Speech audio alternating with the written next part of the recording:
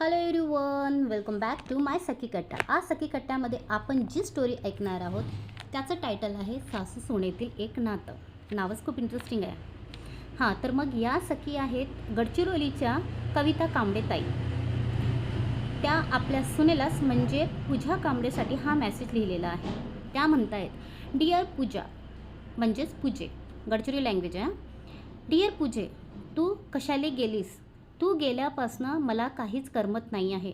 मी कोणाचाच राग तुझ्यावर काढू शकत नाही आहे. तू होतीस तर मी सगळ्यांचा राग तुझ्यावर काढत होते. तू गेल्यापासून सगळे कामे मला करावी लागत आहेत. तू होतीस तर सगळे कामे करत मला चाय आणून द्यायची आयते आणि मी खूप प्यायची. पण आता ते होऊ शकत नाही आहेत. आणि कामे तर आहेतच, पण रात्रचा भात मला एकटं खावे लागत आहे. तू होतीस तर आपण दोघे मिळून खात होतो. आता मला तो एकटा खावं लागत आहे ना, संपत नाही आहे. तुझे बाबा तर खात नाही. ओके. परत त्या लिहिते आहेत की तू होतीस तर मला सगळ्या चुगल्या तुला सांगायला खूप मजा येत होती.